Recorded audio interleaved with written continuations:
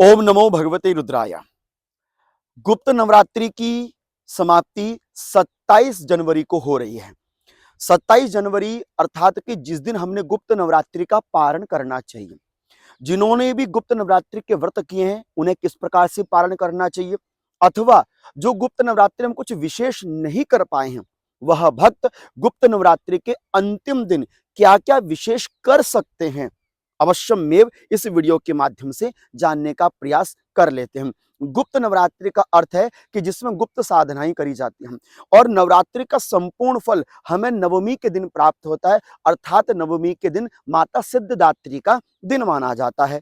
इसलिए नवमी के दिन हमें सिद्धि की प्राप्ति के लिए मंत्र जप इत्यादि जरूर करना चाहिए। प्रथम कार्य, आप नवमी के दिन माता भगवती का दिव्य स्नान कराइए। दूध से, दही से, घी से, शहद से आदि चीजों से आप माता भगवती का स्नान करवा सकते हैं। दूसरा, यदि लक्ष्मी की प्राप्ति की कामना हेतु आप माता लक्ष्मी का अभिषेक कर सकें, जैसे अनार के रस से, गन्ने के रस से, फलों के रस से, तो वह भी शुभ माना जाएगा। आप व्रत कर रहे हैं अथवा नहीं, यह नियम आप धारण कर सकते हैं। दूसरा कार्य आप कर सकते हैं, माता भगवती का श्रृंगार, सुंदर सा श्रृंगार करके माता भगवती का आप पूजन इत्यादि कर दीजिए। सिंदूर इत्यादि अर्पण कर दीजिए। सुबह शाम की आप आरती नवमी के दिन जरूर कर लीजिए।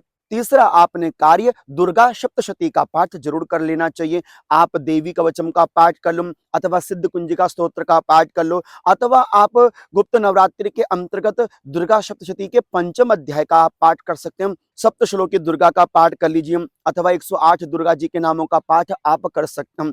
नवमी के दिन विशेष रूपेण आपको बिल्व पत्रों के माध्यम से सुंदर सुंदर पुष्पों के द्वारा देवी का अर्चन पूजन कर लेना चाहिए। साथ ही साथ इसमें विशेष कार्य आप कर सकते हैं, छोटा सा हवन, चाहे अपने हाथों से ही कर लीजिए, नवारण मंत्र के माध्यम से आप हवन कर सकते हैं, श्री सूक्तम के माध्यम से आप हवन कर सकते हैं, अथवा जिस मंत्र का आपने जप इत्यादि किया है, आप उस मंत्र का छोटा सा हवन कर सकते हैं। आपके मन में यह भी रहेगा, क्या कन्या पूजन किया जा सकता है? यदि करना चाहते हो तो कर सकते हो, नहीं तो मात्र केवल भगवती को भोग लगाकर भी आपका काम सिद्ध हो जाता है। यदि आपने कलश इत्यादि की स्थापना कर रखी है, तो कलश का आप विसर्जन करें, जल का पूरे घर में आप छिड़काव करें, मार्जन करें, और जो कलश का नारियल है वह प्रसाद स्वरूप आप अपने घर में विद्यमान रखें।